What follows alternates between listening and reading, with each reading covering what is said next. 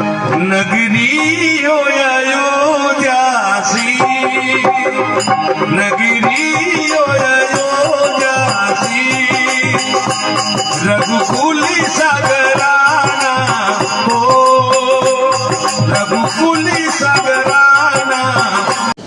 हर हर महादेव, जय जय शिव शंकर। दोस्तों, एक बार फिर से आप सबका स्वागत है HD शिव दर्शन ब्लॉग में। आज हम बात करने वाले हैं चार धाम, उत्तराखंड के चार धाम में जो प्रमुख धाम हैं। गंगोत्री धाम, जिसे कि माँ पावन गंगा को समर्पित मंदिर है, और जो चार धाम पे जाने वाले यात्री हैं वो सभी जने जो हैं इस पवित्र तीर्थ स्थल में जाकर के स्नान करके अपने सभी पापों को दूर करके अपने चार धाम की यात्रा को आगे बढ़ाते हैं। तो इस मंदिर के बारे में आज हम बात करने वाले हैं। गंगोत्री धाम जो कि माँ गंगा को समर्पित है और उत्तरकाशी ज़िले के गंगोत्री नामक शहर में स्थित है। गंगोत्री धाम बहुत ही सुंदर ऊंची ऊंची पहाड़ियों के बीच में से जो गंगोत्री धाम है, वहाँ से माँ गंगा निकल रही हैं और जो भक्त हैं उनको दर्शन देती हैं माँ गंगा के मंदिर में। और बहुत सुंदर मंदिर है, लेकिन शीतकालीन ऋतु में इस मंदिर को भी बंद कर दिया जाता है। और जो ग्रीष्मकाल ऋतु, जैसे कि अभी बताया, 10 मई से माँ गंगोत्री और यमुनोत्री के कपाट अक्षय तृतीया वाले दिन से खोल दिए जाएंगे सभी भक्तों के दर्शन के लिए। तो रजिस्ट्रेशन आप सबका कंप्लीट हो चुका है। हमने यमुनोत्री धाम के बारे में इससे पहले बात करी थी, अब हम बात करने जा रहे हैं गंगोत्री धाम। दोस्तों, गंगोत्री धाम की यात्रा जो है वो चारों धामों में सबसे सीधी और सरल यात्रा है, और इस यात्रा को करने के लिए भक्तों को केवल जो है यमुनोत्री से गंगोत्री तक का जो रोड का सफ़र है वो करना पड़ता है। और ये रोड यानी कि रास्ते से जुड़ा हुआ मंदिर है।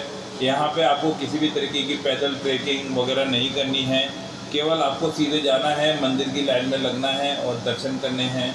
इस तरीके से माँ गंगा की कृपा सभी भक्तों पे बनी हुई है।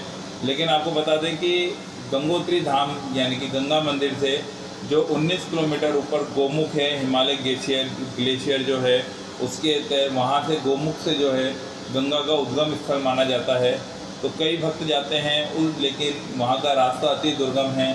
तो गंगोत्री धाम के नज़दीक में ही भागीरथी शिला पर एक शिवलिंग स्थित है, जो कि गंगा नदी में जब ग्रीष्मकाल में पानी कम हो जाता है तब वो दिखाई देता है। बहुत ही सुंदर शिवलिंग है और इस शिला को भागीरथी शिला कहा जाता है, क्योंकि अगर हम पौराणिक महत्व के बारे में बात करें तो भागीरथी शिला वे स्थान है जहाँ पे जो विष्णु भगवान के चरण से निकल के गंगा अपनी तीव्र वेग के साथ में धरती पे आई थी। तब भोलेनाथ ने अपनी जो जटाएं हैं इस शिला पे फैला दी थी और गंगा को अपनी जटाओं के वेग में बांध लिया था।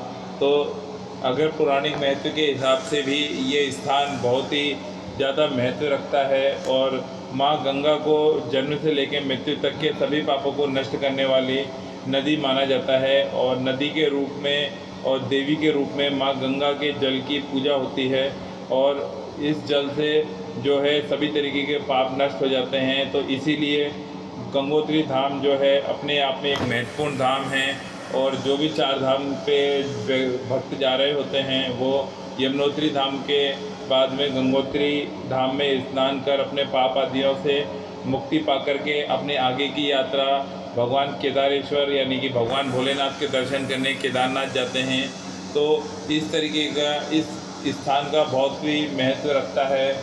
और बहुत सुंदर ये गंगोत्री धाम का जो मंदिर है वो है। एक बार फिर से मैं आपको बता दूं कि यहाँ पे आपको किसी भी तरीके की पैदल ट्रैकिंग या आपको किसी भी तरीके का जो है चलने का, घोड़े पालकी इत्यादि की किसी की भी ज़रूरत नहीं पड़ती है, क्योंकि ये जो है यात्रा मार्ग से जुड़ा हुआ गंगोत्री धाम का मंदिर है।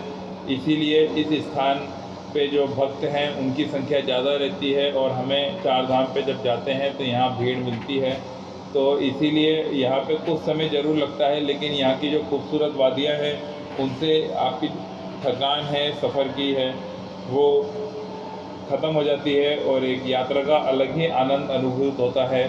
तो दोस्तों, आज की वीडियो में आपको केवल इतना ही बताना था कि गंगोत्री धाम की क्या महिमा है, और गंगोत्री जो धाम का मंदिर है वो भी अक्षय तृतीया के दिन यमुनोत्री धाम के साथ ही खुलता है। तो अगर आज की वीडियो आपको पसंद आए तो वीडियो को शेयर करना मत भूलिएगा, और जिसने भी यमुनोत्री धाम से संबंधित वीडियो नहीं देखी है तो चैनल पे वीडियो आ गई है, और आपको मानसिक रूप से हम आपको दर्शन करा रहे हैं जब तक कि 4 धाम की यात्रा शुरू नहीं हो रही है। और अगर रजिस्ट्रेशन से संबंधित आपको किसी भी तरीके की समस्या आ रही है या यात्रा की प्लानिंग कैसे करनी है तो आप कमेंट सेक्शन में कमेंट करके जानकारी ले सकते हैं। और अगली आने वाली जो वीडियो है केदारनाथ धाम से संबंधित, उसमें मैं आपको यात्रा पैकिंग के बारे में बताऊंगा, क्योंकि हम लोग पहाड़ों पे यात्रा करने जा रहे हैं। अगर हम मैदानी इलाके से जा रहे हैं तो हमारे पास क्या क्या सामान की ज़रूरत है और हमें अपने बैग में क्या क्या सामान रखना है, क्योंकि अननेसेसरी अगर हम सामान ले जाएंगे जो कि हमारे उपयोग में नहीं आना है तो उसका केवल वजन ही बढ़ेगा और हमारी यात्रा में हमें असुविधा होगी। तो यात्रा को सुगम बनाने के लिए केवल उन चीज़ों की लिस्ट मैं आपको अगली वीडियो में बताने वाला हूं जो कि हमें 4 धाम यात्रा में अपने साथ रखना है, और आपको किसी भी तरीके की परेशानी नहीं हो, इसी बात का ध्यान रखते हुए मैं अगली वीडियो में एक एक चीज़ को क्लियर बताने वाला हूं कि आपको जो केदारनाथ की वीडियो आएगी उसके साथ में आपको क्या क्या पैकिंग करके ले जानी है। तो वीडियो को शेयर कीजिएगा, हर हर महादेव, और नोटिफिकेशन को ऑन कर लीजिएगा क्योंकि अगली वीडियो बहुत